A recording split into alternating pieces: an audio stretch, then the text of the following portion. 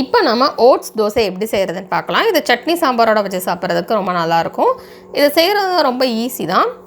இதுக்கு நம்ம 1/2 cup oats எடுத்துக்கலாம். எடுத்துகிட்டு அதை கழுவிக்கலாம். இப்போ கழுவி எடுத்து வச்சாச்சு. நெக்ஸ்ட் இதில் 1/4 டீஸ்பூன் வெந்தயம் சேர்த்துடலாம்.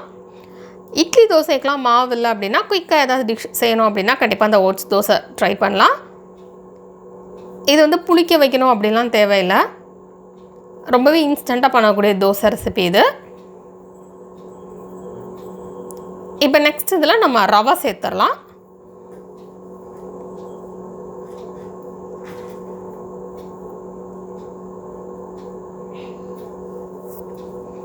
இப்போ இதில் 2 டேபிள் ஸ்பூன் ரவை சேர்த்துடலாம்.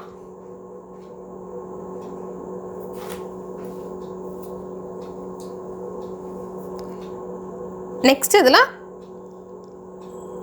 1 கப் தண்ணி சேர்த்துக்கலாம்.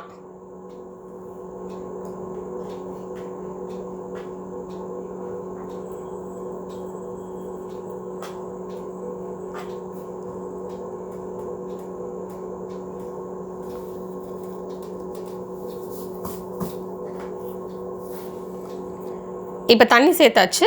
நெக்ஸ்ட் இதில் டிஷ்ஷுக்கு தேவையான அளவு உப்பு சேர்த்துடலாம். உப்பு சேர்த்துட்டு இப்போ இதை மிக்ஸ் பண்ணிவிட்டு 15லேருந்து 20 நிமிஷம் வரைக்கும் நம்ம இதை அப்படியே வச்சிடலாம். அப்போ தான் இந்த ஓட்ஸ் வந்து நல்லா ஊறிடும்.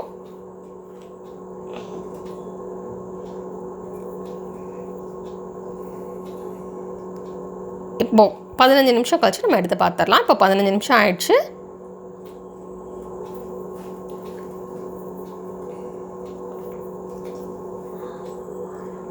இப்போ இதை அப்படியே நம்ம ஒரு மிக்ஸி ஜாருக்கு ட்ரான்ஸ்ஃபர் பண்ணிடலாம்.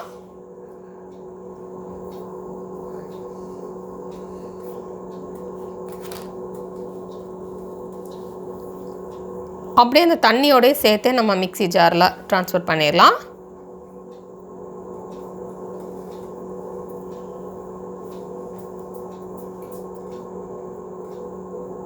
நெக்ஸ்ட் இதில் சின்ன சின்ன துண்டாக நறுக்கி வச்சுருக்கிற ஒரு பெரிய வெங்காயம் சேர்த்துக்கலாம். நெக்ஸ்ட் இதில் ஒரு சின்ன துண்டு இஞ்சி சேர்த்துடலாம்.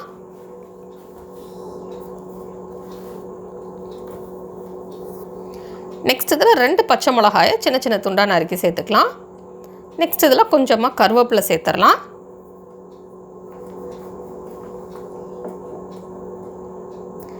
இப்போ இது எல்லாத்தையுமே நல்லா அரைச்சிடலாம். அரைக்கிறப்ப நம்ம தண்ணியெல்லாம் சேர்க்க வேண்டாம். அதில் இருந்து தண்ணியே போதும். இப்போ இதை நம்ம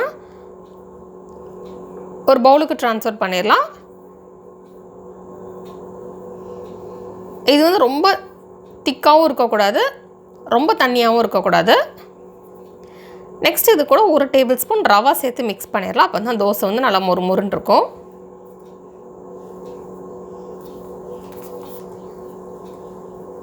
இந்த மாதிரி கன்சிஸ்டன்சிலாம் நமக்கு வந்து பேட்டர் இருக்கணும்.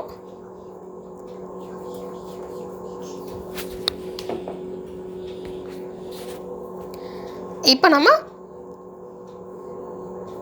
தோசை சட்டியில் நம்ம இதை தோசையை ஊற்றிடலாம்.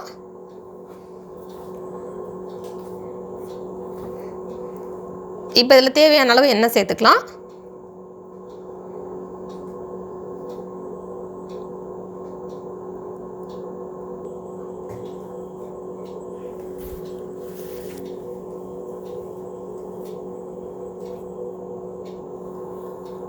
தேவையான அளவு எண்ணெய் சேர்த்துட்டு ஒரு சைடு வெந்ததுக்கப்புறம் நம்ம இன்னொரு சைடு திருப்பி போட்டலாம். இதை வந்து மூடி வச்சிடலாம். அப்போ தான் நல்லா 2 சைடுமே குக் ஆகும்.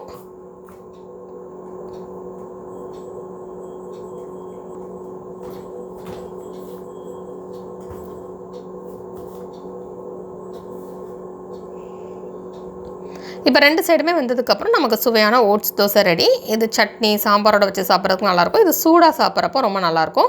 இந்த ரெசிபி நீங்கள் வீட்டில் ட்ரை பண்ணி பாருங்கள். இந்த ரெசிபி பிடிச்சிருந்தா லைக் பட்டன் கிளிக் பண்ணுங்கள். உங்கள் ஃப்ரெண்ட்ஸோட இந்த வீடியோ ஷேர் பண்ணுங்கள். இந்த ரெசிபி ட்ரை பண்ணிட்டு எப்படி வந்திருக்கு அப்படின்றது கீழே கமெண்ட்ஸ் பாக்ஸில் மறக்காமல் சொல்லுங்கள்.